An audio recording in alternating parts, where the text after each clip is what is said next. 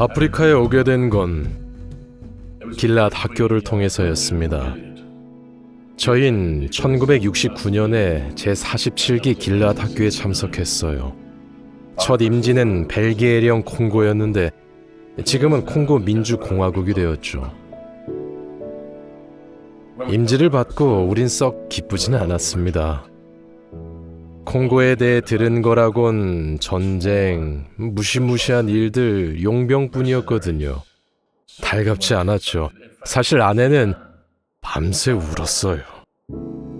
하지만 우린 온 영혼을 다해 여호와를 섬기겠다고 약속했고 저희가 여기 있으니 어디든 보내달라고 기도했었죠. 그래서 임지를 받아들였습니다. 카탄가에 있는 작은 광산촌에 도착했을 때 비행기에서 내리자마자 체포됐어요. 아무도 우릴 만나러 오지 않았죠. 3일 전에 보낸 전보가 우리가 탄 비행기로 같이 도착한 거였어요. 다른 선교인들은 국제대회를 보러 각자 본국으로 돌아가고 없었죠. 그래서 우리가 선교인 집에 도착했을 땐 집은 텅 비어 있었고 죽은 큰 바퀴벌레들과 벽에 난 총알 자국만 우릴 반겨주었어요. 다른 선교인들이 돌아올 때까지 3주 동안 우리 둘만 있었죠. 넘어야 할 산이 많았어요. 우린 완전히 새로운 문화에 적응하면서 동시에 2가지 언어를 배워야 했죠. 가족과 연락하기도 어려웠는데 인터넷이나 전화가 없었거든요. 편지를 쓰는 방법뿐이었는데 편지가 가족에게 가는 데만 3주에서 4주가 걸렸고 답장이 오기까지 또 4주가 걸렸죠. 몇 년간 숲을 헤치고 다니며 수뇌구와 지역구를 방문했습니다. 시골 움막에서 살았죠. 우리는 강에서 물을 깃고 전기 대신 촛불을 켜고 숯불로 요리를 하곤 했습니다. 바깥에 구덩이가 곧 화장실이었어요. 진짜 시골 생활이었죠. 길도 거의 도로라고 할 수 없는 곳이거나 아주 열악한 상태일 때가 많았습니다. 바위투성이거나 모래밭 아니면 진흙탕이었죠. 진흙이 아주 질퍽거려서 발이 푹푹 빠지곤 했습니다. 한 번은 2,000km를 가야 했는데 열흘이 걸렸죠. 모래가 많았어요. 하루는 차가 계속 모래에 빠져서 12번이나 밀어내느라 70km밖에 못 갔습니다. 여호와의 도움 덕분에 목적지에 도착했죠. 우리가 겪은 일들은 진정한 선교인의 삶이었다고 할 수 있습니다. 그게 우리 생활이었습니다. 겪어보지 못한 힘든 환경에서 숲을 헤치고 다니며 여호와와 더 가까워졌습니다. 그게 좋았죠. 최고였어요. 삶의 가장 큰 의미였습니다. 유럽으로 돌아가고 싶지 않았냐고 묻는다면 사실 맞아요.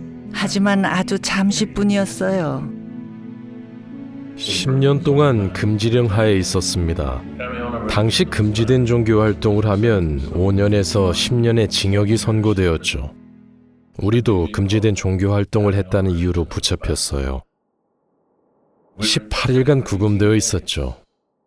우리가 체포된 걸 지부나 선교인 집에서도 몰랐는데 지부에서 2,000km나 떨어진 아주 깊은 숲속에 있었으니까요. 우리와 여호와뿐이었습니다. 그때 여호와의 손을 봤어요. 그분이 우리 기도를 듣고 응답해 주셨죠. 그때 돈이 거의 떨어졌었는데 전혀 모르는 사람이 와서는 미화로 $200를 주고 가더군요. 당시는 정말 큰 돈이었습니다. 우리를 맡은 판사는 아주 친절했어요. 그가 새로운 성명서를 발표했는데 말미에 이렇게 썼죠. 내 그리스도인 형제를 만나러 가지 못하게 막는 법을 난 들어본 일이 없다. 그러면서 가도 좋다고 말했습니다. 자유를 얻은 기분이 정말 좋더군요. 그처럼 여호와의 도움과 지원을 몸소 경험했는데 어떻게 임지를 떠나고 싶다는 생각을 감히 할 수 있겠어요. 그래서 유럽으로 돌아가고 싶은 생각은 잠시뿐이었다고 말한 거예요. 우리가 작은 숲속 대회를 준비하고 있었는데 당국에서 중단시킬 거라고 협박을 했습니다. 그래도 영적 양식은 먹어야 했으니까 형제들을 두 집단으로 나눴죠. 한 집단은 대회 장소 바깥에, 한 집단은 안쪽에요. 전 반바지에 러닝 셔츠를 입고 모자를 쓴 채로 접이식 의자에 앉아서 연설을 했습니다. 그래서 당국자들이 오면 그냥 연습 중이라고 말하려 하는 거죠. 절반이 먼저 연설을 듣고 나서 나머지 절반이 들어오면 다시 연설을 했죠. 대회 당일에 지역 행정관이 와서는 확인할 게 있다며 대회를 중단시키더군요. 그는 사람을 보내서 세금을 내지 않은 사람이 있는지 확인하게 했습니다. 증인들이 세금을 내지 않는다는 거짓말을 들었던 거죠. 그런데 모두가 세금을 냈다는 걸 확인하고는 깜짝 놀라더군요. 그는 일어서더니 대회를 열어도 좋소 하고 말했습니다. 여호와께 정말 감사했죠. 잠비아는 전파자들의 낙원이에요. 사람들이 순박하고 하느님을 두려워하죠. 여호와의 도움으로 지금까지 우린 130명 넘게 침례를 받도록 도울 수 있었어요. 이곳에 있는 게 정말 행복해요.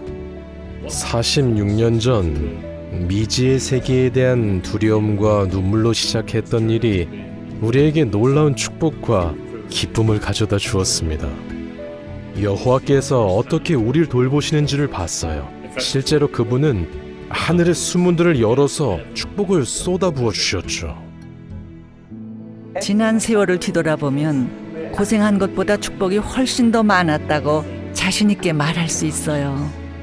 다시 돌아가더라도 우린 똑같은 삶을 살 겁니다.